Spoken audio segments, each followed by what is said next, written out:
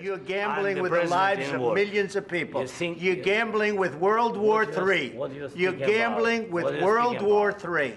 If Donald Trump wants to stop World War III, and we should assume he does, given that even he would not survive nuclear Armageddon, he has to become a communist.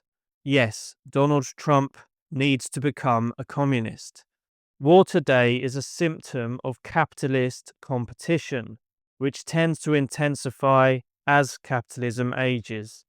As capital accumulates, the rate of profit tends to fall, since the innovation and expansion of commodity production naturally devalues the average commodity and subsequently capital itself. In order to offset this depreciation, capitalist corporations are compelled to expand the amount of capital they own by investing in new productive operations on the world market, where they meet competition from rival multi- or transnational corporations and perhaps resistance from local populations and even national domestic capitalists. A cheaper way to expand the ownership of capital is to force countries to privatize their state-owned industry and assets, or to buy up or take over the capital built up by weaker rivals.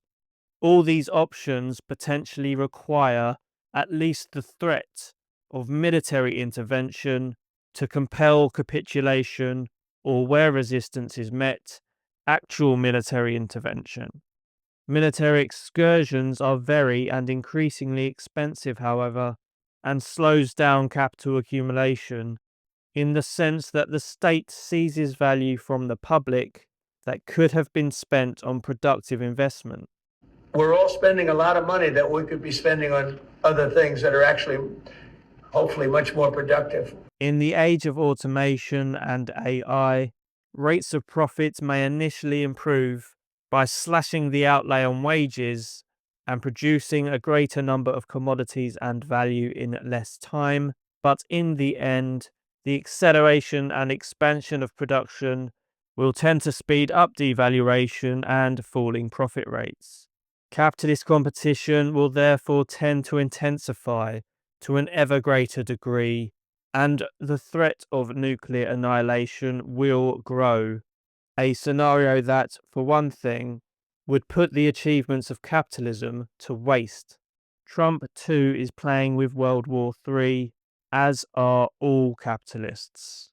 The automation revolution, which capitalism itself has inspired, demands a global communist economic system, which, by the way, has never been tried and has therefore never failed. A singular economic system which would end competition over profit and capital and therefore make war unnecessary.